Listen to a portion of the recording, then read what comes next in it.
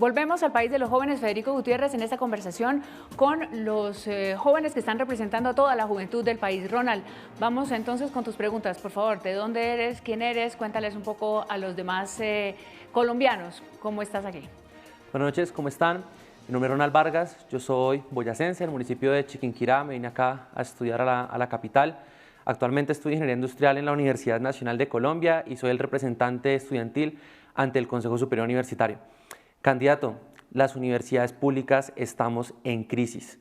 Actualmente, y debido a la falta de voluntad política de los últimos gobiernos, se están cayendo a pedazos y están con una crisis presupuestal enorme. Esto ha generado que desde el movimiento estudiantil se han hecho masivas movilizaciones, tanto en el año 2011 como en el 2018, que ustedes recordarán. Hemos pedido financiación a la oferta, es decir, inversión directa a la base presupuestal de las universidades para evitar que se nos sigan cayendo los techos y que podamos descongelar las plantas docentes. Sin embargo, yo reviso su programa y encuentro que hay mucho continuismo con las políticas que actualmente maneja el gobierno, es decir, créditos que eventualmente son condonables, becas focalizadas y subvención en matrículas. Pero no se habla ni siquiera en la crítica estructural que hace sobre la situación de las universidades públicas, que fue de hecho, recordarán, de las primeras crisis que le tocó afrontar al gobierno de Iván Duque. Mi pregunta puntual es, ¿qué va a hacer usted de cara al país frente a la situación que viven las universidades públicas? Y usted particularmente, ¿cómo se compromete a solucionar esta situación que le está quitando la capacidad a muchos estudiantes de formarse en la educación pública y de calidad, como yo tuve la fortuna de hacerlo? Es importante que no se sigan truncando estos sueños, ni también la esperanza de un país de avanzar en materia científica y productiva. Completita la pregunta. Ronald, mira, ahí ves un buen representante estudiantil pidiendo por... Yo me voy a parar un momentico a ver si me caliento, que está haciendo mucho frío, ¿sí o no?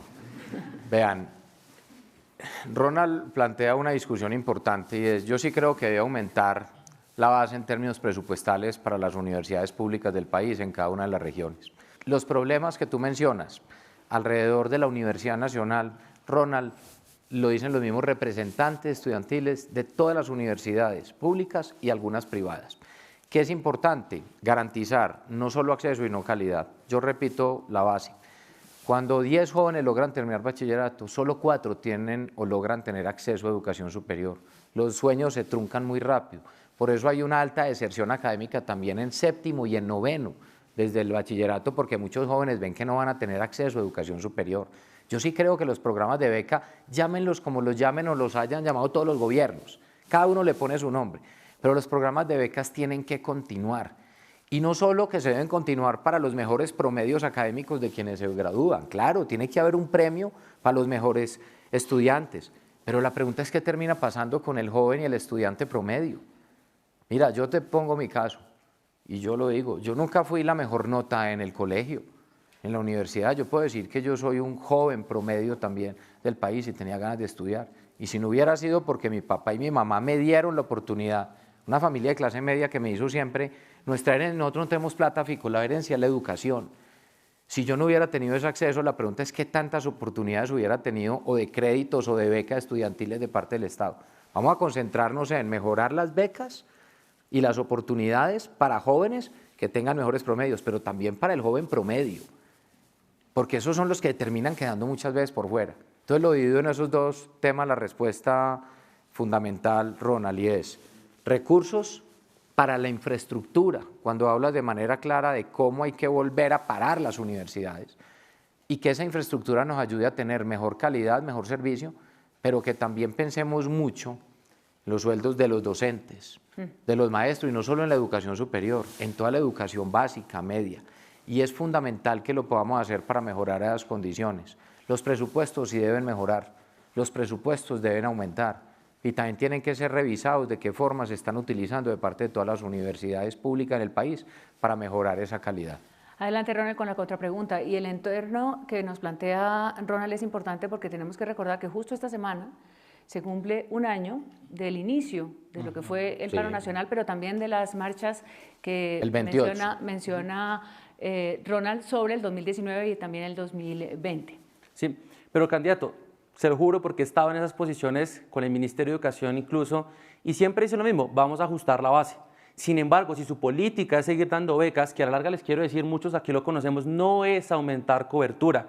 Dar becas es tomar los cupos actuales y ver cómo cambia la fuente de financiación para que no lo pague la familia, sino el Estado. Si no se invierte, candidato, si no se invierte en la base presupuestal, si no se aumentan los recursos que llegan vía Ley 30, artículo 86 y 87, le dejo el tip para que lo puedan aumentar y revisar. Si no se aumenta ahí, usted no puede hablar de cobertura en la educación pública. Y usted puede hablar de becas en universidades privadas, pero en Tumaco, Amazonas, Caribe, Arauca, donde hay conflicto armado, en el Chocó, donde llega la educación pública, ya es donde se tiene que implementar esta asignatura de recursos.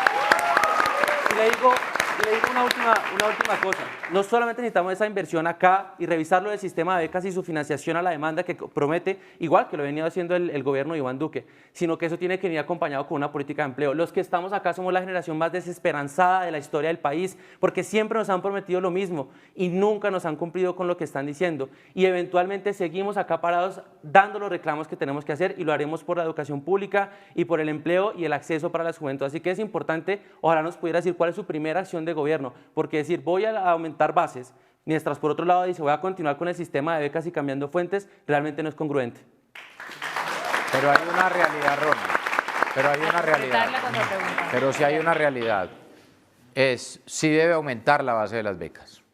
¿Cómo se le va a decir a un joven, por ejemplo, que no va a mantener, si la única posibilidad que tiene es si el Estado le da un subsidio virtuoso como la beca? Yo te entiendo y es importante que lo hagamos, pero no simplemente es para decir beca con las mismas coberturas, simplemente para que roten año tras año, semestre por semestre. Es aumentar las coberturas, pero también con calidad y con pertinencia. Cuando tú hablas del tema de las regiones, es fundamental entender la pertinencia alrededor de los programas. No es lo mismo hablar de un tema, por ejemplo, de una dinámica industrial en una ciudad como Bogotá, una ciudad como Medellín, una ciudad como Cali, que tú ir, por ejemplo, a los jóvenes en Arauca que no tienen la mínima posibilidad, que quieren desarrollar el campo y otra actividad y les llevas oferta donde no va a tener vinculación laboral. Tú tienes razón cuando afirmas que no solo es la beca, sino la inserción laboral y el empleo. ¿Y eso de dónde va? De la mano del sector productivo. Para que haya empleo tiene que haber crecimiento económico y necesitamos, sobre todo, cerrar esa brecha en el tema de talento humano donde logremos mayores coberturas. Yo coincido contigo en eso, en decir, no es solo decir que mantienen los programas de becas, no, es cómo mejorar todo lo que tiene que ver en términos de capacidad institucional a través de las plantas físicas para poder recibir más jóvenes también. Pero además también el tema virtual. Y en el tema virtual también hay que entender que justamente las regiones que son más alejadas, que están más abandonadas por el Estado, no tienen conectividad. Y muchas veces las universidades no pueden llegar de forma virtual, sí, o los diferentes programas. Pongo ejemplos acá. Amazonas, ¿alguien de acá es de Amazonas? En Amazonas párense en Leticia a tratar de hacer un Zoom o una clase a ver si lo pueden hacer. Yo era profesor hasta hace poco de una universidad, antes de empezar ya todo este proceso electoral, y ya 2 años de profesor. Y en muchos de estos recorridos yo me paraba y le decía a mis jóvenes, mañana voy a estar en Amazonas, pero nos conectamos a tal hora. No sale, no porque el ancho de banda no daba. Parece en Puerto Carreño, en Bichada, a ver si había conectividad. Ni una foto por el WhatsApp le salía. Entonces coincidimos en eso. Y quisiera decir algo que es importante, Ronald, con la mención que hiciste, Mari. Este año, ahora esta semana, cumplí un año ya del tema de las protestas. Y yo quiero decir lo siguiente. Yo, como presidente, voy a garantizar la protesta social. Creo que es un derecho, garantizar la protesta social. Y yo a un joven que sale a las calles a reclamar de manera pacífica, porque dice que no tiene acceso a educación superior, tiene todo el derecho de estar ahí y reclamarle al Estado y hacerse notar. Yo estoy de acuerdo con eso. Yo lo que sí hago la reflexión es no toleremos como sociedad ni la violencia ni los bloqueos que no llevan a nada.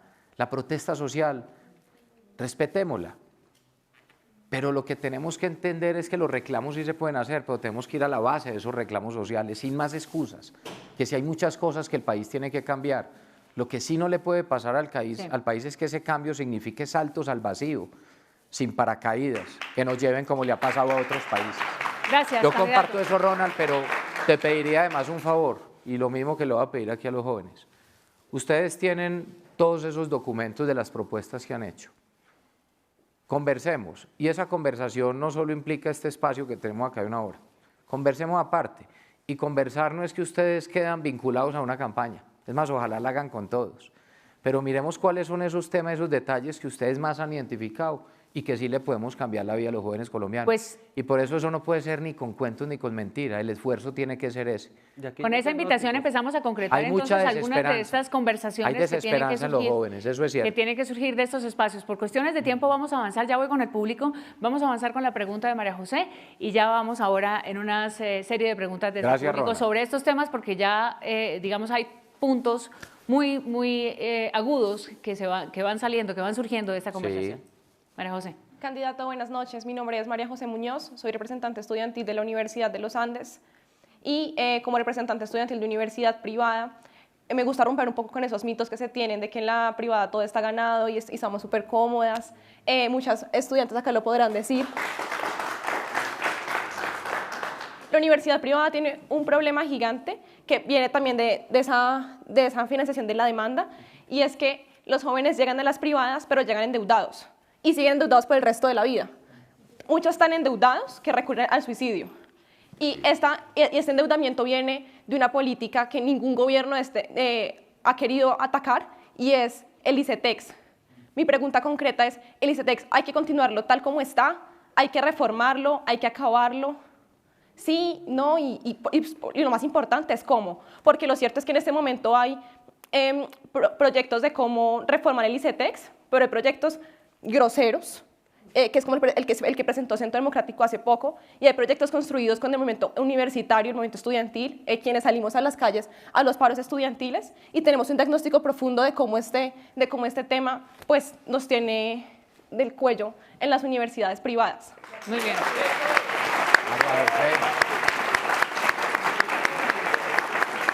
María José, gracias. María José, gracias. Mira, cuando yo recorro Colombia y hablo con jóvenes que han tenido ya también la oportunidad de estudiar y me los encuentro en esquinas o me los encuentro a muchos algunos manejando taxi o trabajando en otra actividad muy diferente para la que se formaron, me dicen, Fico, yo me gradué hace tanto y sigo pagando el crédito ICETEX. Lo que para mí en un momento determinado era la solución para mi vida se me convirtió en el peor problema y eso resume lo que tú estás diciendo. Esto hay que darle una mirada desde el punto de vista humano, de qué significa cuando el Estado da esas posibilidades y cómo no tiene que ser un sistema para, a punta de intereses, tener más recursos para dar becas a otros, sino como el Estado tiene que fondear cada vez más recursos para el mejor subsidio virtuoso que puede existir, que es la educación. Sí tienen que haber reformas, pero reformas pensando no solo de acá hacia adelante, sino reformas pensando con retroactividad de cómo le damos un alivio a miles y miles y cientos de miles de jóvenes colombianos que tomaron un crédito en ICETEX y que al no poder tener una vinculación laboral inmediata fueron pasando los años y se los comieron los créditos y se convirtió en el peor problema de sus vidas. Y se volvió además en un problema de salud mental inmensa, donde por supuesto el suicidio se terminó convirtiendo en una opción para muchos de ellos. Se mezcla mucho eso. Tiene razón al decir que sí tienen que haber reformas y cada reforma tiene que ser enfocada, vuelvo y digo, no solo hacia futuro, sino con retroactividad de revisar la situación de tantos colombianos que no han podido pagar los créditos. ¿Por qué? Porque no tuvieron la oportunidad de una inserción laboral, no porque no querían, porque la gente es buena paga. Y te lo digo yo, por ejemplo, que dirigí una ciudad y veía temas como desde el Banco de las Oportunidades, se le prestaba justo a los más humildes, son los que mejor pagan y más rápido pagan y son más cumplidos. La gente que necesita esas oportunidades. Entonces esas reformas sí se tienen que dar y jamás pueden ser odiosas pensando en que solo son de acá para adelante. Hay que pensar es en la gente que ya tiene el problema y que los años se los fueron llevando y los intereses de esa deuda se los terminaron comiendo. María José. En el movimiento estudiantil, y muchas compañeras pueden apoyar eso, nos preocupa un poco esta visión de que es por empleo, de que es porque la gente no accede a empleo, entonces no puede pagar el crédito, cuando con diagnósticos y con mucho estudio nos hemos dado cuenta que el trasfondo de por qué la gente no paga los créditos del ICETEX es por el diseño mismo del programa, porque tiene interés sobre interés y porque además es que el ICETEX está endeudado con el Banco Mundial. Entonces, si la crisis nos tiene de aquí a los colombianos y estamos pagando en dólares créditos que el ICETEX adquirió con el Banco Mundial, pues es muy berraco pagarlos. Entonces también esto es un poco la crítica a mirar no solamente el problema desde lo superficial, sino también a darnos cuenta que si el ICETEX está endeudado con el Banco Mundial, es dificilísimo que una familia clase media pueda pagar un crédito. Por eso, María, la propuesta de que quien debe fondear es el Estado. Tiene que ser una reforma, que sí hay que hacerla, con la visión que tú has dado, que tiene que haber una visión humana, no una visión financiera. Una visión humana. Claro que tienen que cuadrar los números, pero por eso el Estado es el que tiene que fondear. Pero es importante mirar, vuelvo y repito, no solo de acá hacia adelante, sino miremos hacia atrás de tantos colombianos que tomaron ese crédito y que hoy es el peor problema de sus vidas. Bueno, gracias, María José. Vamos a ir al público. Muchas gracias, candidato. Gracias, y les propongo lo siguiente. Vamos a tomar 2 o 3 preguntas del público, pero por favor, preguntas muy concretas para que nos alcance el tiempo y voy a tomar por este lado. Adelante. Buenas noches, mi nombre es Laura Quevedo, yo soy representante estudiantil ante el Consejo Académico de la Universidad Nacional de Colombia también. Me llamó mucho la atención que mencionaste el enfoque de género, pues porque es un problema que hay completamente arraigado en Colombia, en términos no solo de machismo, sino la precarización femenina en el país. Yo quiero preguntar puntualmente qué propuestas tienes respecto a los derechos sexuales y reproductivos de las mujeres, porque esta conversación está en auge en Latinoamérica y es importante que los candidatos presidenciales pues hablen sobre esto. Bueno, quedémonos con la pregunta aquí. Vamos, por favor, con la segunda pregunta, por favor, aquí. Pero entonces no respondo ya, no, ahorita. Retomamos 2 preguntas. Listo. Y luego respondemos enseguidilla las 3, porque si no nos va a tomar el tiempo. Listo. Buenas noches, yo soy Daniela Torres, soy estudiante de Historia y de Literatura en la Javeriana y al parecer hay muchos estudiantes acá, yo soy estudiante miembro del Consejo Directivo de la Javeriana. Federico, mi pregunta puntual es, ¿usted se sentaría a negociar con el ELN? Bueno, todas como para preguntas de 30 Laura y segundos, Daniela. ¿no? Oiga, y me dicen que 30 segundos para usted. Están todas como de 30 segundos. ¿Cuántas vamos a recoger ya? La tuya y vamos a responder. Listo, 3. Muy breve. Hola, Sí, mi nombre es Amy, soy suachuna, pero más que suachuna soy cundinamarquesa de extracción campesina y me parece importante insistir en por qué los jóvenes hoy no volvemos al campo y es por la sencilla razón de que hoy el campo en Colombia es inviable. Es decir, quien está en el campo hoy no vive más que al costo de las cosas que vende. Y por eso me parece pues clave poner el ejemplo de Ubaté, Cundinamarca, que era la capital lechera de nuestro país y hoy está quebrada gracias a los tratados de libre comercio que se hicieron con Nueva Zelanda, que por supuesto tiene un montón de condiciones propicias para eso. Entonces, pues son negociaciones que a mi parecer son inequitativas y me gustaría preguntarle, candidato, si usted eventualmente en ese sentido renegociaría los tratados de libre comercio y fortalecería la producción nacional. Muchas gracias. Bueno, entonces, derechos sexuales. Laura, Daniela y Amy. Muy bien. Amy, ¿cierto? Sí. Listo, entonces empiezo con Laura. Yo defiendo los derechos sexuales y reproductivos de nuestras mujeres. Y te voy a decir algo con lo que quiero arrancar y con experiencia que he tenido. Primero, esto no puede ser una discusión alrededor solo de la mujer. Es la discusión también alrededor de los hombres. Y voy a hablar sobre el tema, es de las obligaciones también. ¿Por qué? Porque te voy a hablar de un tema como el del embarazo en adolescentes, que es uno de los peores problemas que tiene el país. Y siempre quien lleva entonces las de perder es la niña que queda en embarazo y como si fuera un problema solo de la mujer. Y muy fácil que el muchachito que la embarazó no se sale del sistema escolar, pero sí se tiene que salir muchas veces la mujer, es la que no tiene acceso después a educación superior y hay un círculo vicioso de pobreza. Hay que reducir de manera radical el embarazo en adolescentes. Lo logré siendo alcalde en más de un 50%. ¿Cómo? Obligando y trabajando de la mano con las EPS y llegando directamente a los centros educativos en temas de formación, en salud sexual y reproductiva y garantizando los métodos de planificación, tanto para hombres como para mujeres. Pero los hombres también son responsables, somos responsables. Eso es lo primero. Frente al tema del IVE, frente al tema de la interrupción voluntaria del embarazo, mi posición ha sido siempre clara y firme. Yo respeto y he estado de acuerdo siempre hasta las 3 circunstancias que había definido previamente la Corte, como era por causales de violación, de malformación del feto que impidiera su libre desarrollo o la vida y todo lo que tiene que ver que pusiera en riesgo la vida de la madre.